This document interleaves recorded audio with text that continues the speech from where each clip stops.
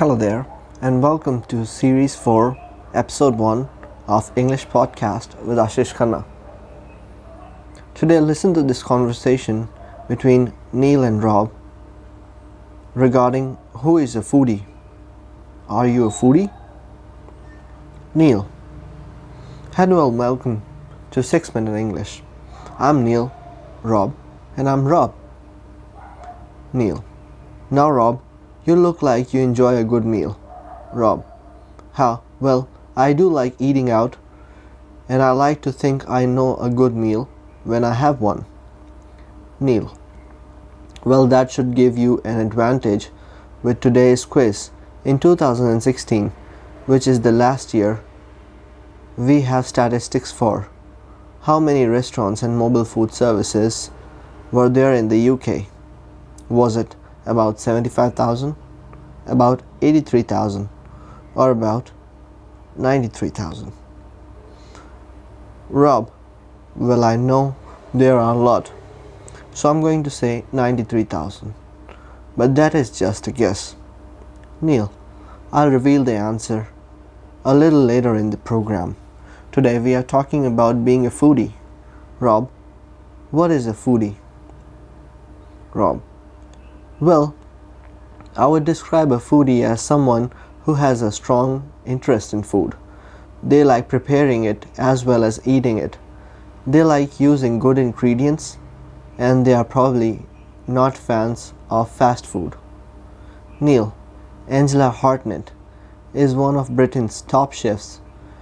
In the BBC podcast, The Bottom Line, she talked about this topic. In the first clip, how does she describe people who say they are foodies? Angela Hartnett. I think people who say they are foodies buy the books, watch TV, and will cook a little bit. Rob. She's saying that people who say they are foodies may not actually know that much about food. They buy books and watch cookery programs on TV and will cook a little bit. Neil. A little bit is a common phrase that means a small amount. And if you do something a little bit, it means you don't do it at all. You don't do it a lot. You could just say a little bit by adding bit to the phrase. Makes it very natural. Rob. Well, we heard a little bit of Angela Hartnett there. Let's hear more now. What's her description of a foodie? Angela Hartnett. My idea of a foodie is the very European idea that people go to shop every day. They understand one end of a pig from another. And maybe that's a bit romantic, but I look at my mother. I look at my grandmother and our background. You know, they made food. They knew about what was expensive. They knew about quality and stuff like that. Neil. Rob, do you know one end of a pig from another? Rob. I hope so. But the point Angela Hartnett is making is that a true foodie has a good understanding, for example, of the different parts of an animal that are used in cooking and what are used for. She says that idea might be romantic, a bit romantic. Neil, we normally think of the word romantic when we are talking about love and relationships, but that's not what it means here, is it? No, romantic can also describe a pleasant, ideal, and imaginary, perfect way of life that forgets about difficult things of everyday life.